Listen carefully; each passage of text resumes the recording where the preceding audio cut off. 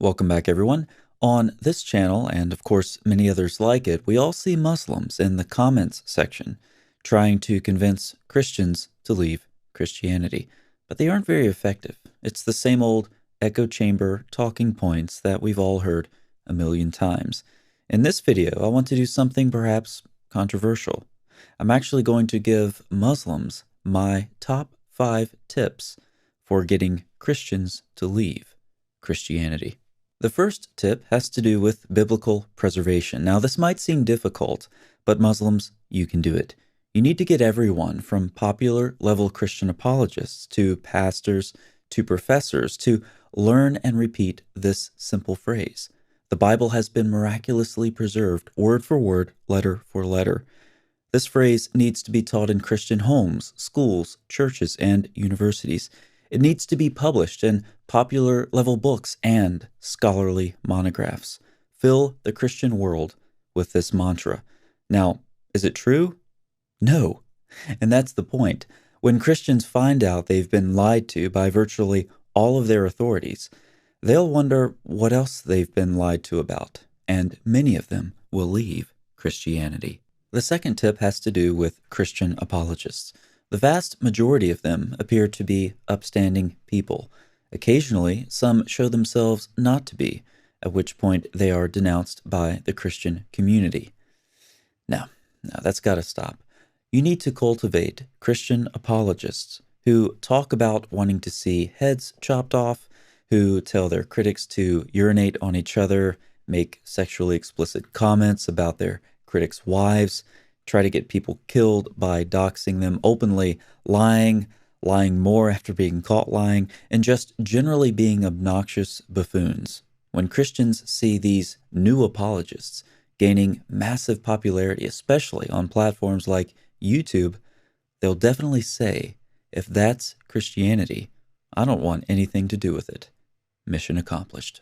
The third tip has to do with the progress of nations founded on Judeo-Christian values. If you could demonstrate that such nations lag drastically behind in everything from human rights, and women's rights in particular, to technology, to basically everything, that would indicate the Christian worldview was more of a product of its time and unsuitable to the flourishing of humanity in our modern context. If the legitimacy of a worldview cannot endure through several centuries, then it certainly cannot endure through eternity, and as such cannot be true for all time. The fourth tip has to do with Jesus. The biblical portrait of him is a major problem for Christian apostasy. Jesus is an ancient person with an ethical framework that's way ahead of its time. People can't hope, for example, to live up to the standards of the Sermon on the Mount consistently. Jesus also crosses cultural divides. He's a healer. He wages war against Satan. It's good versus evil, something that's captured people's attention for a long time. He also predicts his own death, referring to it as a ransom. He predicts his resurrection as well, which his followers believed to have happened. You get the point. It's a problem. So what do you do about it? Well, you come up with a different portrait of Jesus. You need some sources. You can call them reports or whatever. Put all kinds of things in them. Okay, the only limit, Muslims, is your imagination. You can put anything in them from sex slaves to satanic verses to stuff about young girls and urine drinking. There is literally nothing too stupid or vile for these reports. Now, there won't be any textual evidence for them. No problem.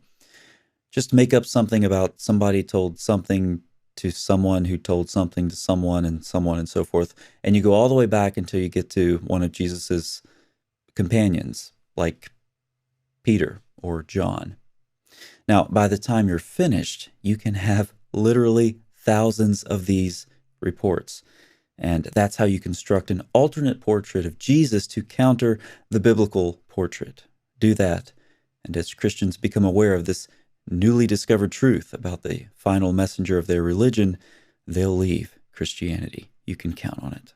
The fifth tip has to do with the biblical concept of heaven. In the Bible, heaven is God dwelling with his people. This theme extends from the first pages of Scripture all the way to the last. It's deeply theological, personal, and relational.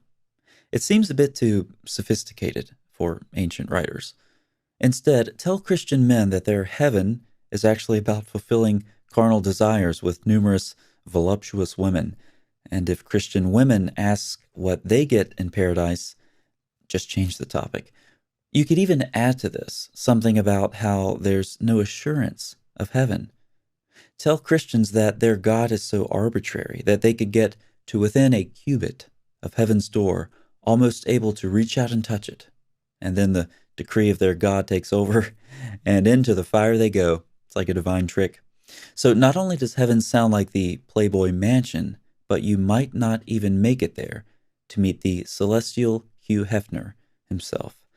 So Muslims use any one or all of these 5 quick tips to help Christians leave Christianity. A final crucial note to Muslims.